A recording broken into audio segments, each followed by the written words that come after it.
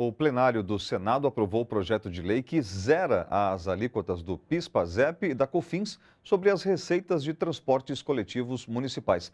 Agora o projeto vai para aprovação da presidenta Dilma Rousseff. O governo Dilma Rousseff passa por períodos positivos na relação com o Congresso Nacional e outros nem tanto. Nessa semana, a avaliação é que o governo está conseguindo vitórias. Esse é um bom tema para análise do comentarista de política do seu jornal, Paulo Vanucchi. Boa noite, Paulo. Boa noite. Tudo bem? Boa noite, Eli. Boa noite. Nossa audiência da TVT. Paulo, como é que a gente pode avaliar hoje este bom momento, esse bom relacionamento entre governo federal e parlamentares? Foi uma votação muito importante que terminou às 4 da madrugada e surpreendente, porque lendo os jornais que já estavam prontos, eles todos saíram hoje dizendo que a Dilma seria derrotada. E depois de manhã, na internet, devagar, começaram a chegar as notícias de que ela ganhou a disputa. Que disputa era essa? Como que são feitas as leis? As leis são feitas por iniciativa dos deputados e senadores, quando é o caso federal, é feita por iniciativa do governo e algumas vezes a iniciativa popular. E uma vez aprovado no Legislativo, não entra em vigor automaticamente. Você acabou de falar que vai para aprovação da presidenta. Aprovação quer dizer sanção. E ela sanciona, aprova ou pode vetar. Ela pode vetar inteiramente ou pode vetar em parte. Veta o artigo 3, o artigo 8. Isso tudo está descrito na Constituição do Brasil.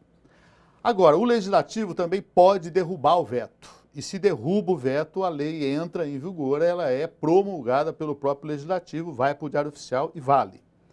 Só que para derrubar o veto precisa do quórum qualificado, precisa de 60% dos votos, senão 50% mais um.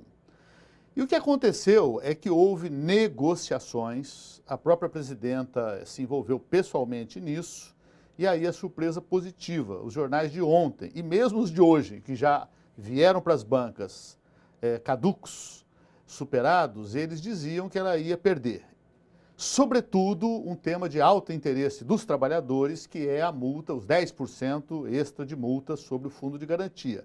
Um dinheiro que ajuda programas como Minha Casa Minha Vida e também que inibe as demissões. Quanto maior for a multa sobre o fundo de garantia para o empresário, patrão demitir, ele vai pensar 2 vezes, 10 vezes antes de demitir. Então, querem diminuir a multa para ficar mais fácil demitir. Essa votação foi adiada e 4 outros temas, a questão de bolsas do ProUni e do Pronatec, a questão da desoneração dos itens da cesta básica, a questão do fundo de participação dos estados e, sobretudo, o ato médico. Esse ato médico foi uma pressão dos médicos para criar uma autoridade inaceitável deles sobre outros profissionais que são tão respeitáveis quanto são os médicos.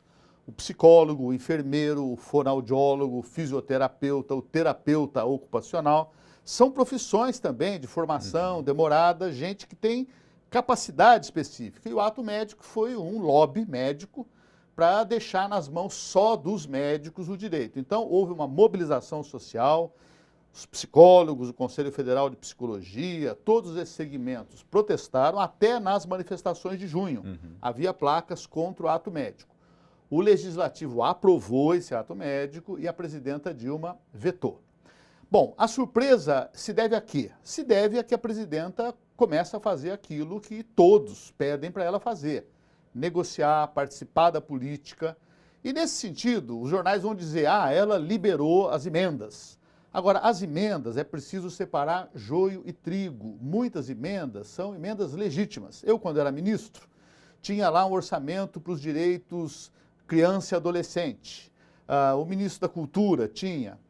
E o orçamento restrito. Então, os movimentos vão pressionar os parlamentares, conseguem as emendas para criar cultura popular, direitos de criança e adolescente. Então, eu preciso separar, não entrar nessa da mídia de pregar o horror da política. Fora da política só existe a guerra de todos contra todos, a barbárie, a lei da selva ou a vida privada.